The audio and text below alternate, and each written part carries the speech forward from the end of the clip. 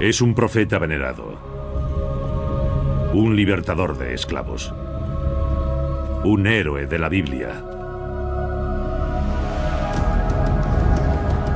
Es el padre de los israelitas, Moisés. El destino de Moisés, llevar a su pueblo hasta la tierra prometida de Canaán, empleando cualquier medio.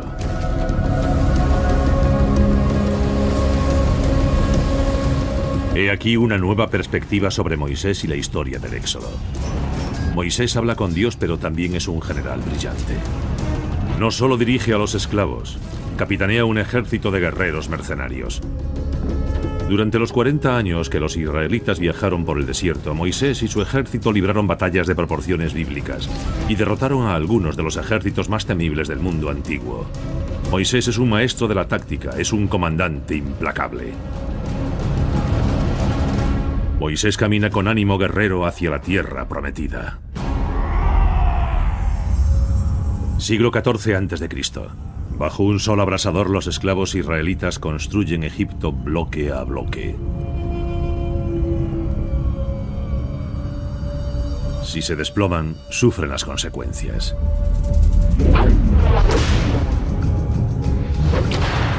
Pero los israelitas están a punto de conocer a su Salvador. Se llama Moisés y su historia empieza con un asesinato.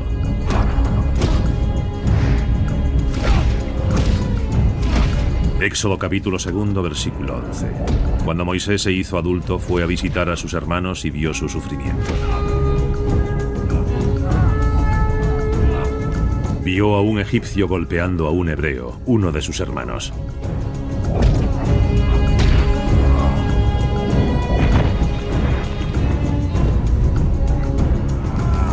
Miró a un lado y a otro, y no viendo a nadie, mató al egipcio.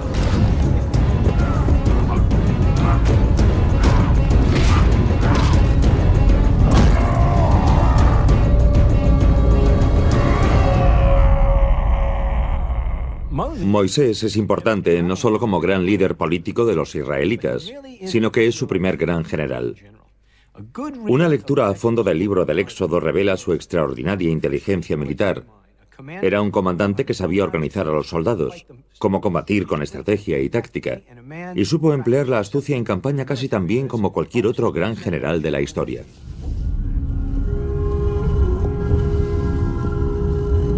Después de que Moisés asesina al egipcio y lo entierra en la arena, huye de Egipto y se refugia en el desierto de Sinaí.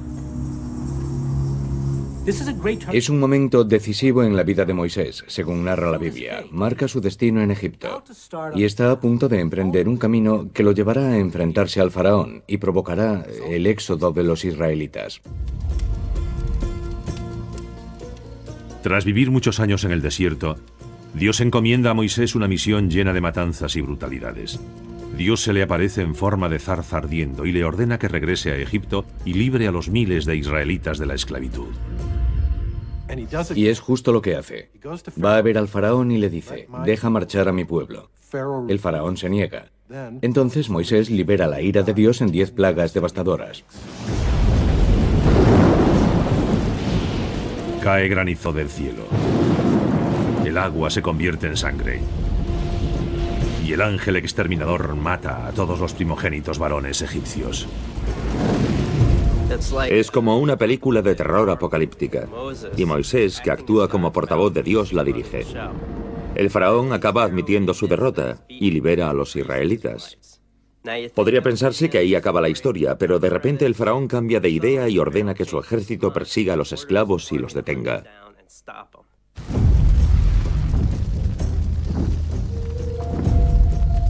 Entonces Dios, en forma de columna de humo y fuego, conduce milagrosamente a Moisés y a los israelitas fuera de Egipto. Luego se produce uno de los milagros más famosos de la Biblia, la separación de las aguas del Mar Rojo.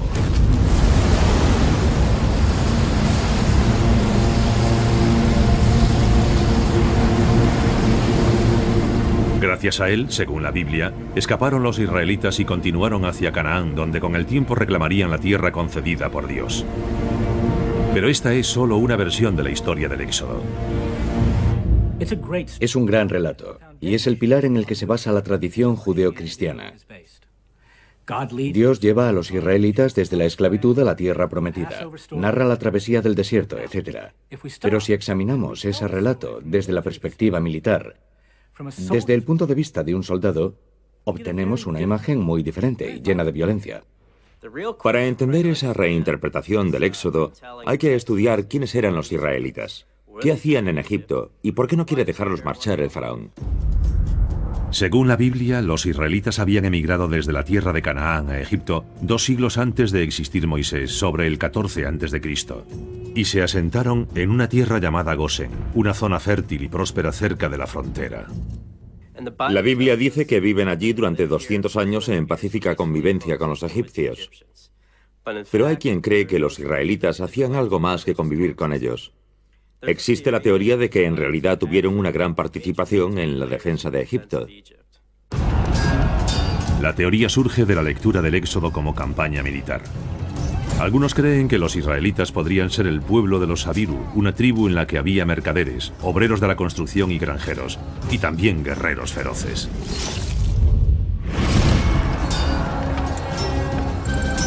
Si es verdad, es probable que los israelitas estuviesen en la tierra de Gosén por una razón muy concreta, para ayudar a defender la frontera egipcia de los ataques del norte. Por tanto, el ejército mercenario Abiru puede ponerse al servicio de los egipcios como tropa auxiliar, destacada en aquella zona susceptible de invasión, para que actúe como trampa y tropa defensiva en caso de una invasión desde Canaán.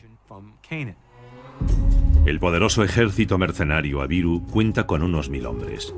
Pronto, un nuevo faraón llega al poder y ve este ejército como una amenaza.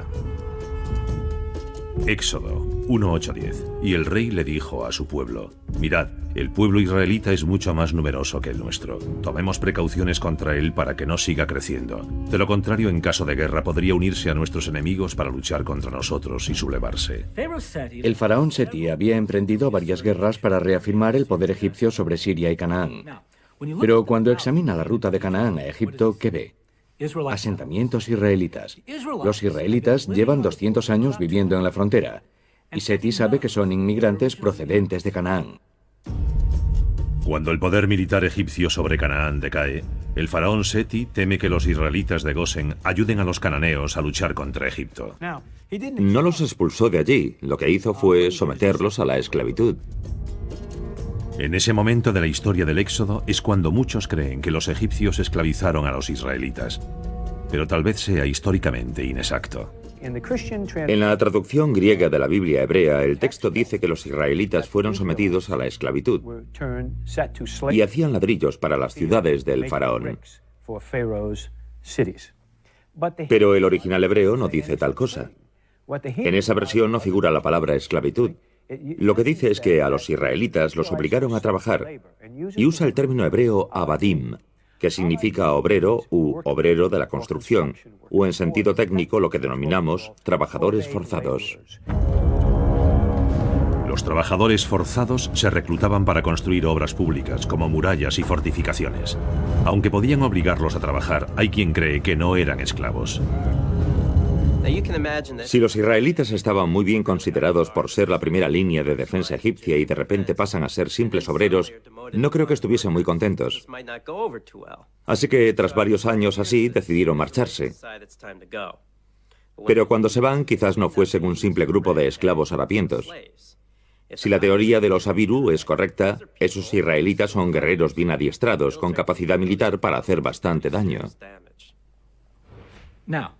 Los historiadores no están de acuerdo, pero es probable que el faraón reinante, cuando Moisés le pide que deje ir a su pueblo, sea Ramsés II.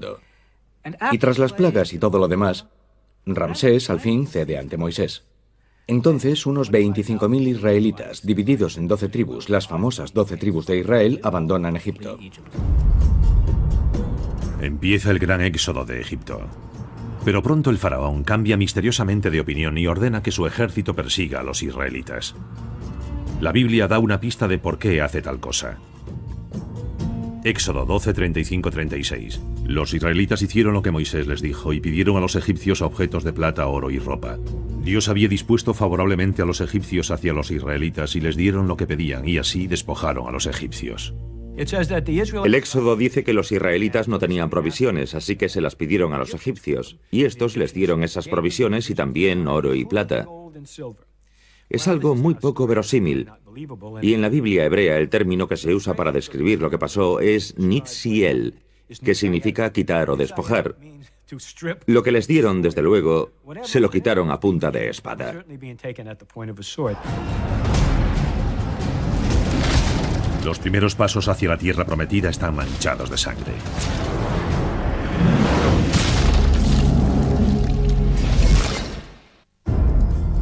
El gran éxodo de los israelitas de Egipto ha empezado. Y no es una salida pacífica. Algunos creen que los israelitas saquean una ciudad egipcia cuando salen del país. Están en una zona rodeada, o literalmente plagada de centros abastecedores o pequeños almacenes de suministros. También es un lugar de Egipto donde hay enormes fincas ganaderas, así que están rodeados de provisiones. Por tanto, lo inteligente sería saquear uno de esos almacenes y aprovisionarse. La Biblia dice que Moisés saca a los israelitas de Egipto, pero algunos expertos en historia militar creen que Moisés capitanea un grupo mercenario de guerreros adiestrados. Hay quien cree que los israelitas son la tribu seminómada de los Abiru, y los Abiru son conocidos por su destreza militar.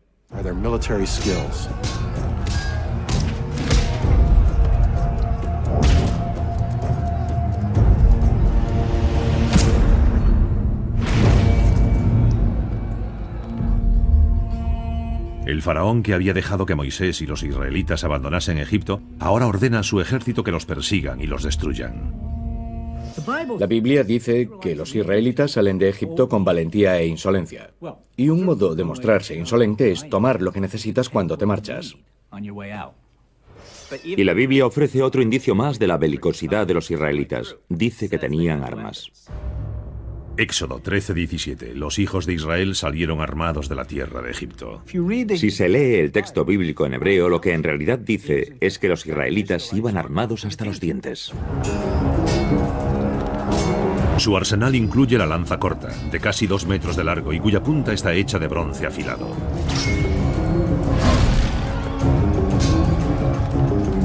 Y el sable curvo de bronce, el arma más popular y mortífera de la época. Tras saquear la ciudad, Moisés conduce a los israelitas hacia Canaán. Pero cuando se acerca a un puesto avanzado egipcio, Moisés descubre que los persiguen carros egipcios y que se acercan rápidamente. Tiene un yunque por delante y se le acerca un martillo por detrás. Reúne a sus comandantes y les da una orden que a algunos debió de parecerles una locura. Les dice que se desvíen del camino y que se adentren en el desierto sur. Parece un acto suicida. Pero Moisés conoce ese desierto. Había pasado gran parte de su vida adulta en él y tiene un plan.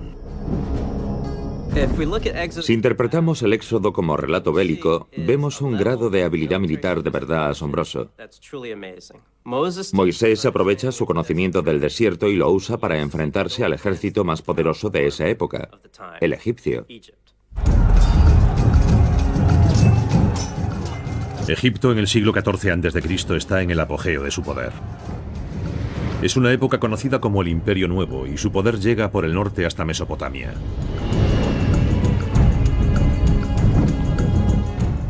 Pero según dice la Biblia, Moisés recibe ayuda contra los poderosos egipcios.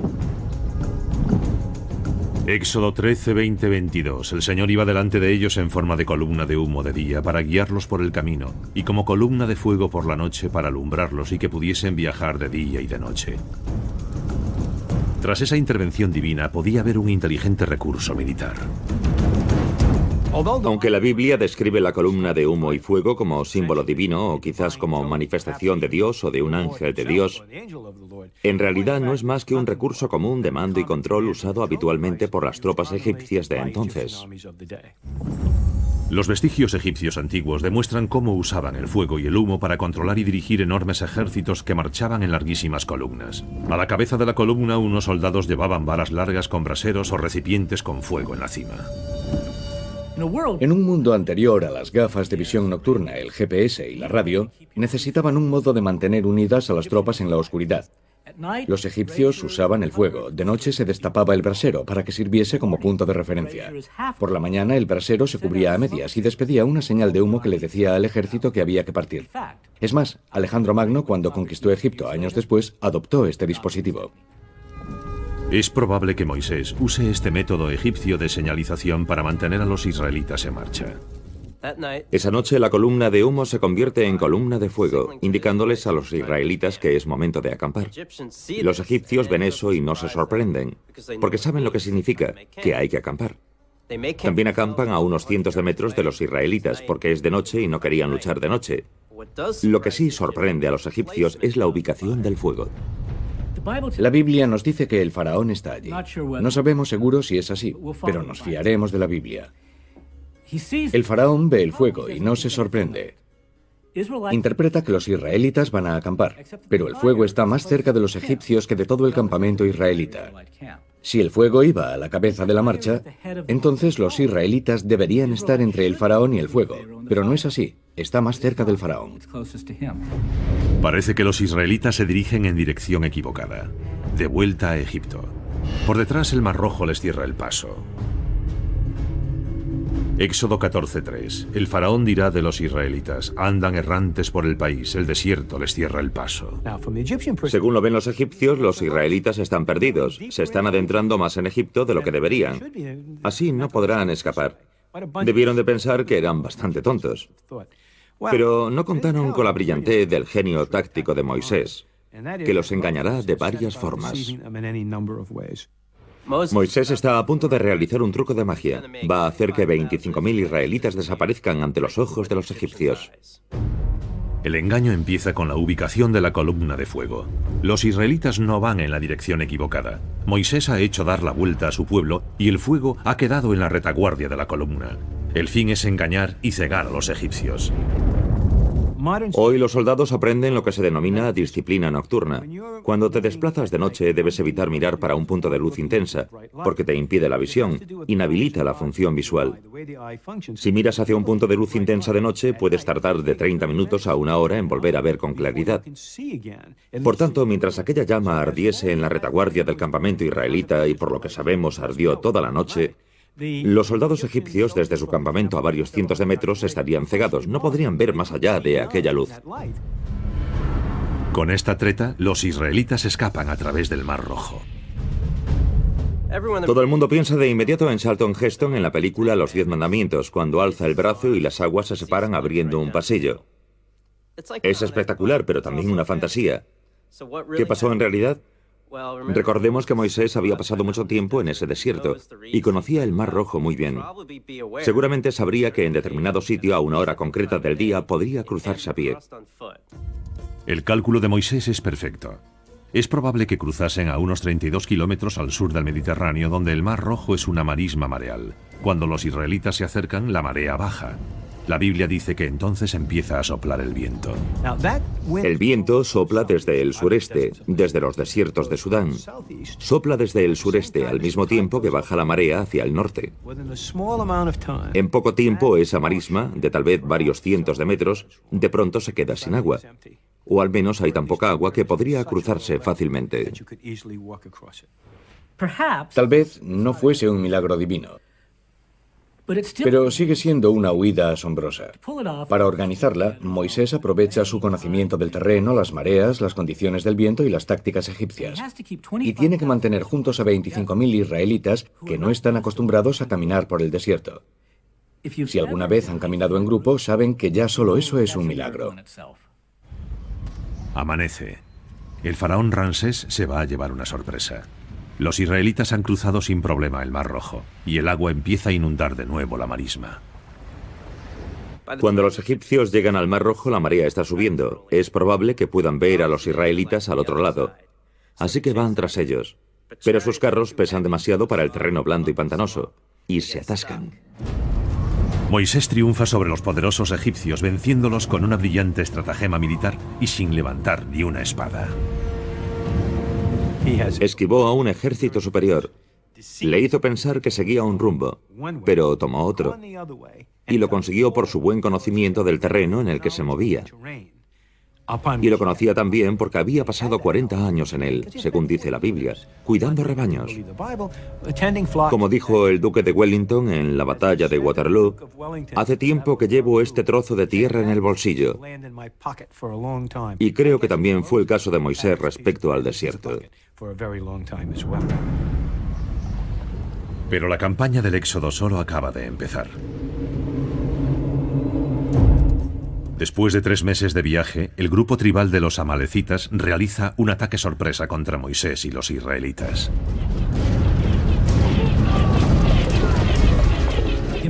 Los amalecitas son una tribu hostil que vive en la península del Sinaí, el sur de Canaán. Luchan a lomos de camello, atacan a sus enemigos con flechas y los matan cuando huyen. Moisés acaba de burlar a los egipcios, pero sus dificultades no han hecho más que empezar. A continuación llevará a los israelitas a un enfrentamiento contra un enemigo nuevo e inesperado.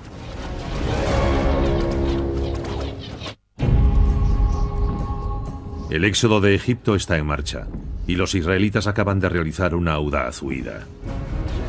Pero al cabo de 3 meses de cruzar el Mar Rojo, los guerreros amalecitas emboscan a los israelitas por la retaguardia.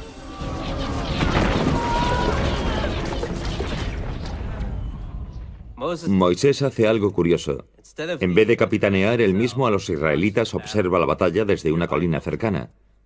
La Biblia dice que cada vez que Moisés alza el báculo por encima de su cabeza, los israelitas ganan, pero que si lo baja, pierden.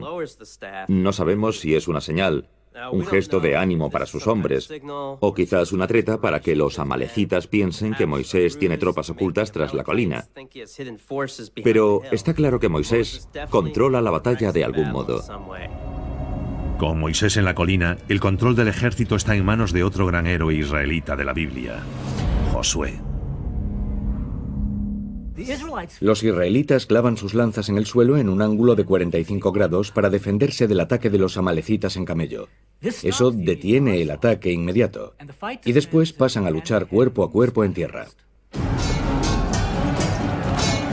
Los amalecitas atacan ferozmente. No obstante, Moisés, desde la colina, anima a Josué y a los israelitas a combatir a los amalecitas.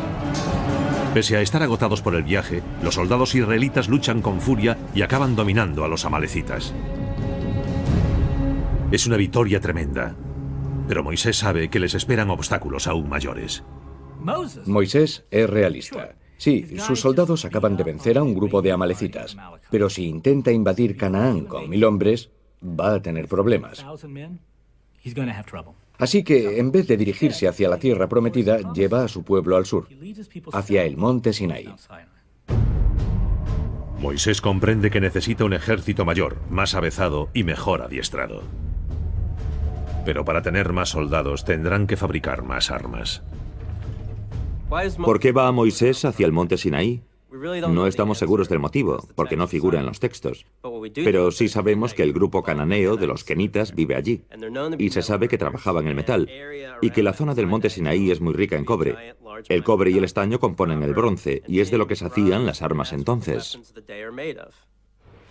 Cuando se hace bronce, en determinado momento del proceso el cobre emite una llama verde intensa. Y me imagino a los israelitas entrando en ese paraje similar a la Tierra Media de Tolkien, con el monte Sinaí iluminado por aquellas extrañas llamas verdes. Muchos israelitas están contrariados por el desvío. Los israelitas se quejan por sus condiciones de vida en el desierto de camino hacia el monte Sinaí. Tienen hambre, sed y están agotados. Y hay que recordar que hay mujeres y niños entre ellos. ¿Cómo van a alimentarse? ¿Cuándo podrán comer? Para que accediesen a marcharse de Egipto, Moisés les había prometido una tierra de leche y miel en Canaán. Pero lo que tienen es arena, agua empantanada, batallas y montañas que dan miedo. Los israelitas están a punto de rebelarse contra Moisés y su liderazgo. En la Biblia, cuando se produce una revuelta popular y luego se castiga esa rebelión, siempre se narra en plan espiritual. Se dice que hicieron algo contra la voluntad de Dios. Pero en realidad lo más probable es que la gente estuviese enfadada, aterrada. Las cosas no van bien. Están en el desierto. Según la Biblia dicen, ¿para qué te seguimos, Moisés? Deberíamos volver a Israel o a Egipto, porque allí teníamos pescado, melones y cebollas. ¿Y qué tenemos aquí? Nada. Así que son las emociones humanas las que los hacen rebelarse. Mientras los furiosos israelitas se quejan, la Biblia dice que Moisés sube al monte Sinaí. Allí recibe 10 mandamientos de Dios. Pero tal vez también sube para meditar qué puede hacer, cómo pueden controlar a sus seguidores, en quién puede confiar, qué necesitará para invadir Canaán. La Biblia dice que Moisés permanece en el monte Sinaí durante 40 días. Cuando al fin baja, lleva las tablas de piedra de la ley de Dios, los 10 mandamientos. Pero cuando llega junto a su pueblo, se queda atónito por lo que ve. Ve que el pueblo ha hecho un ídolo de barro cubierto de oro y está adorando a ese becerro de oro. Y se pone furioso. Furioso por ver a sus seguidores adorando ídolos, Moisés destruye las tablas de los mandamientos. Después reúne a los hombres de la tribu de Leví y les ordena dar un escarmiento brutal a los infieles. Reúne a los levitas y les dice: ceñíos todos la espada, id de tienda en tienda, y matad incluso a vuestros parientes y hermanos. Y ese día murieron 3.500 personas. Moisés hace de los levitas una guardia pretoriana, unos guardaespaldas personales que solo le obedecen a él. Hacen todo lo que les ordena. Y a menudo eso implica que maten a compatriotas suyos para mantener al resto a raya. Los levitas aplican un escarmiento terrible. No estamos seguros de por qué Dios o Moisés elige a los levitas para ese propósito. No tienen nada especial, salvo que son sacerdotes. Pero es probable que su convicción religiosa jamás flaquee. Es el comienzo de Moisés como dictador divino. Hasta entonces la organización de las tribus israelitas ha sido muy democrática. Pero ahora Moisés tiene línea directa con Dios, y eso acaba con todo debate. La primera fase de la campaña del Éxodo ha terminado y la planificación estratégica ha sido impecable. La segunda fase, la de la conquista de la tierra prometida de Canaán, requerirá una invasión a gran escala. Para eso Moisés necesita algo más que sus 1000 soldados mercenarios. Lo que hace es instaurar el reclutamiento obligatorio en todas las tribus. Es una reforma importante porque ahora Israel ya no contará con solo un ejército de mercenarios. Por los datos de población, los historiadores creen que el reclutamiento puede hacer que el ejército pase de tener 1000 soldados a unos 5000. Los grupos de reconocimiento espían al enemigo. La infantería pesada forma líneas de combate en vanguardia. La infantería ligera se coloca en el medio para flanquear, defender y pasar a la vanguardia para ataques rápidos con espada y escudo. Los lanzadores de onda y los arqueros atacan a continuación al enemigo desde una posición protegida. Y en la retaguardia, Moisés sitúa otra división de infantería pesada como defensa. Moisés tarda 2 años en adiestrar y transformar a sus 5000 soldados en un ejército mortífero y temible. Salvo por los carros que los israelitas no tienen, Moisés crea un ejército idéntico al de los egipcios. Sabe lo efectivos que son los ataques coordinados egipcios y quiere que su ejército tenga esas mismas dotes cuando invada Canaán. Moisés está preparado. Su control es absoluto. Moisés está listo para conquistar Canaán. La tierra prometida de Canaán, rica y fértil, tiene todo lo que los israelitas desean y necesitan para crear su nueva patria. Moisés y los israelitas llevan en marcha hacia Canaán 2 años. Pero Canaán es un territorio ya dominado por poderosas ciudades-estado, con buenos ejércitos y ciudades fortificadas, y no será una conquista fácil. Los israelitas no tienen intención de establecerse en Canaán mientras haya allí otros pueblos. Su intención es atacar las ciudades, expulsar a sus habitantes y reemplazarlos por israelitas. Es una guerra de exterminio. Moisés lleva a sus seguidores hasta un gran oasis del desierto llamado Cades Barnea, a unos 19 kilómetros de Canaán. Allí los espías israelitas que han estado explorando Canaán regresan con buenas y malas noticias. Regresan y se reúnen con Moisés en Cades Barnea y le dicen que la invasión es imposible. Las ciudades están amuralladas. Los ejércitos son poderosos. Tienen carros, defensas, armas, tienen comida. Sería imposible derrotarlos con su ejército. Moisés decide que su ejército de 5000 hombres no es suficiente para la tarea. La invasión debe esperar. Y la Biblia dice que permanecieron en Kadesh Barnea durante 2 generaciones, lo cual se interpretó como equivalente a 40 años. Y en ese tiempo lo que ocurriría sería que las 25.000 personas del pueblo israelita se reproducirían a un ritmo normal. Así que pasadas 2 generaciones es probable que fuese una comunidad de unas 35.000 personas, lo cual permite, gracias al reclutamiento obligatorio, alistar a todos los varones entre los 20 y los 35 años para crear un ejército de unos 8.000 o 9.000 soldados. La Biblia dice que al fin, pasados 40 años del inicio de la campaña del Éxodo, Moisés está preparado para emprender el ataque contra Canaán. Ha adiestrado bien a su ejército. Es un contingente militar poderoso. Pero Moisés quiere luchar según sus condiciones, usando tácticas y estrategias que aprendió en Egipto y que ha perfeccionado durante más de 40 años. Las amuralladas ciudades cananeas bloquean la ruta norte desde Kadesh Barnea, y un ataque directo podría destruir el ejército de Moisés antes de que llegase a la tierra prometida. Así que opta por llevar a los israelitas al este, hacia el valle del río Jordán. Moisés sabe que la estrategia debe primar sobre la táctica, y no al contrario. Su objetivo es llegar a Canaán con la mayor cantidad de soldados posible, y eso significa que debe evitar luchar en el camino cuando sea posible. Para Moisés, el camino de menor resistencia hasta Canaán es a través del valle del río Jordán, pero aún hay un problema. Una tribu poderosa se interpone en su camino, la amonita. No es posible rodearla. Moisés tiene el mar muerto a un lado y el duro desierto al otro. Su única vía hacia el valle del Jordán es a través de territorio amonita. Son un objetivo más fácil que los moabitas y los edomitas. Moisés no es tonto. Primero usa la diplomacia. Así que le pide al rey amonita que los deje pasar por su territorio. El rey amonita se niega y Moisés se da la vuelta y se marcha. La batalla está en marcha. Moisés vuelve a recurrir a Josué para que capitanee el ejército. Los israelitas se alinean frente a los amonitas en el campo abierto. Moisés observa mientras los 2 ejércitos pelean. El ejército de Moisés lleva años adiestrándose. Hoy al fin puede luchar.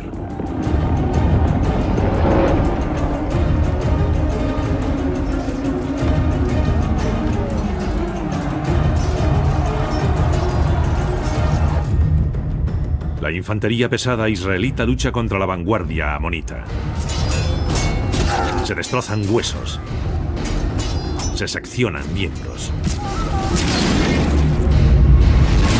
Las espadas curvas de bronce de la infantería ligera matan sin piedad. La hierba pronto queda empapada de sangre. La batalla dura todo el día. Y llegado el final sangriento, el ejército bien adiestrado de Moisés gana la batalla. Creemos que ambos ejércitos tienen los mismos efectivos. Entonces, ¿qué ayuda a la victoria aplastante de los israelitas? Todo se debe al adiestramiento y la táctica.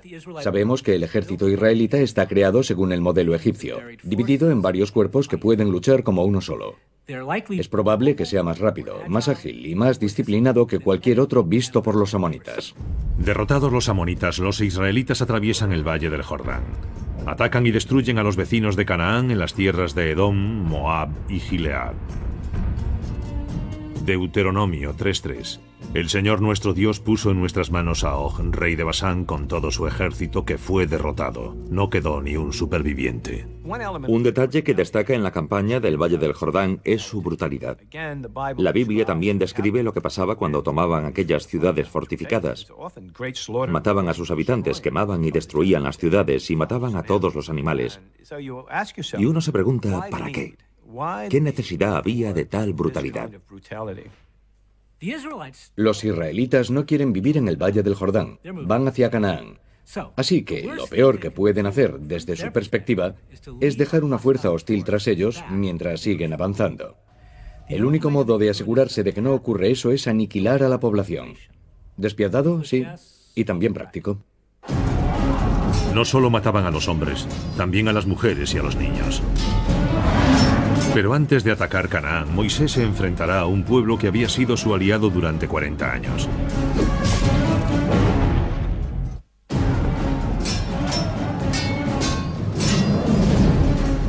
El ejército de Moisés, con unos 10.000 guerreros despiadados, lo ha destruido todo a su paso por el Valle del Jordán. Ahora se enfrenta a los medianitas, aliados de los israelitas desde hace tiempo. Se trata del pueblo que acogió a Moisés tras matar al capataz egipcio. Es el pueblo al que Moisés llamaba su familia. Su esposa es una madianita. Ahora Moisés da una orden brutal: que lo destruyan. Un par de hombres israelitas se acostaban con mujeres madianitas. Desde la perspectiva de Jehová, no creo que fuese un problema, pero había empezado a adorar a los dioses madianitas y habían olvidado a Jehová. Así que Jehová ordena que se mate a los hijos de los madianitas y pone a Moisés a cargo de la misión.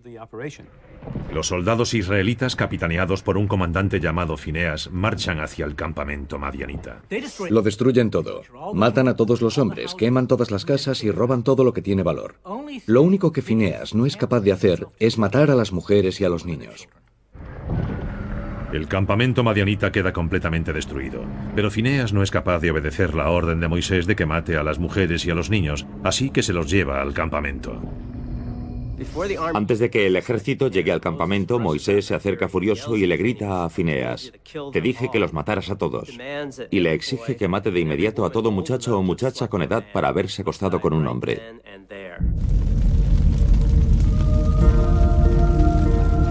Los ejecutan a todos.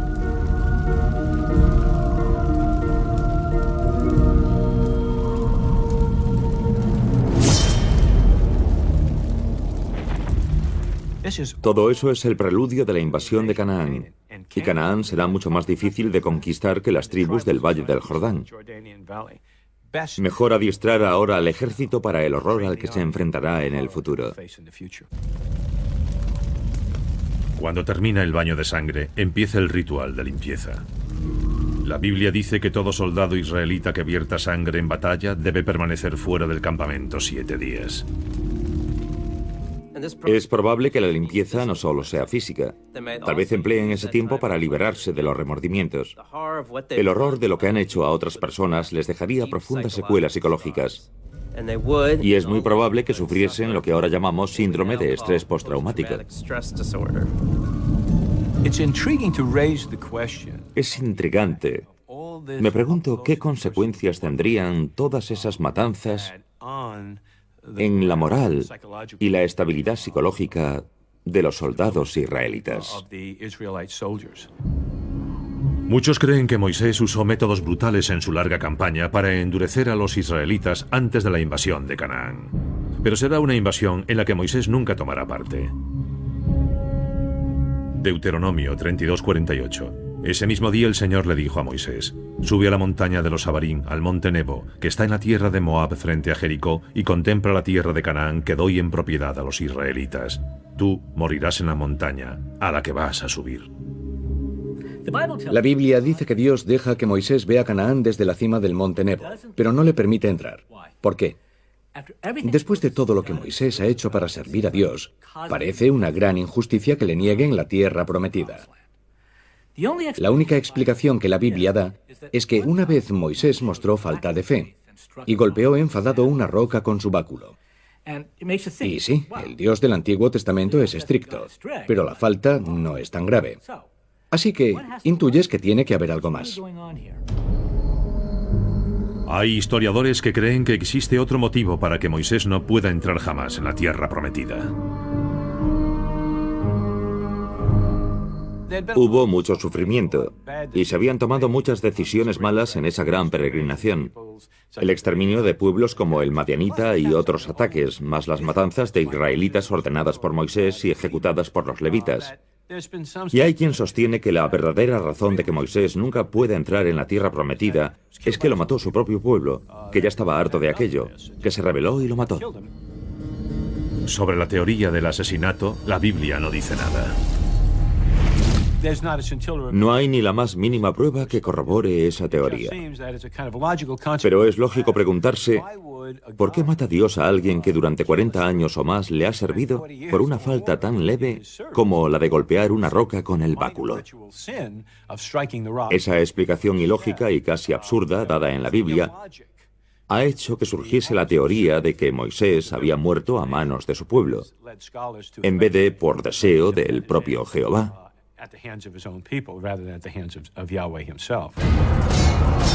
Independientemente de cómo muriese Moisés, la conquista de Canaán corresponderá a una nueva generación.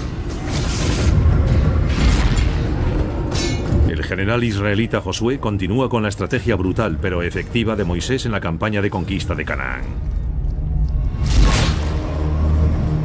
Y muchos siglos después, hay ejemplos de sus recursos para vencer al enemigo sin tener que luchar, tal como ocurrió cuando los israelitas escaparon de los egipcios. Un ejemplo es el jefe Joseph de la tribu india Nez Percé. En 1877, 2.000 soldados de la caballería estadounidense intentan hacer que la tribu, unos 800 indios, regrese a la reserva. La tribu lucha contra ese gran contingente y obliga a que la caballería le persiga durante 1,5 kilómetros por uno de los desiertos más duros del país. Hubo un momento en que el general estadounidense Sturgis creyó que tenía acorralado al jefe Joseph. Pero igual que Moisés, el jefe simula que toma un camino y se va por otro, para que su pueblo pueda escapar. Pero al contrario que los israelitas, los Nez Percé al final acaban capturados. El éxodo de los israelitas capitaneados por Moisés siempre se ha narrado como una huida asombrosa y una batalla desesperada por sobrevivir. Pero ahora, visto desde la perspectiva militar, los israelitas ya no se ven como esclavos, sino como guerreros feroces, y se mantienen unidos gracias a una figura muy destacada. Nunca pensamos a Moisés como comandante militar, porque el análisis de la Biblia desde el punto de vista militar es muy reciente. Pero desde esa perspectiva ves que se trata de un hombre que organizó a los israelitas y que tenía un ejército bien adiestrado a su salida de Egipto. Es un hombre que saqueó una ciudad, que engañó al faraón, y posteriormente transformó el ejército israelita en un contingente militar de primer orden. Moisés es un hombre de Dios y también un soldado. Un hombre que llevó a su pueblo hasta la libertad y a una nueva patria.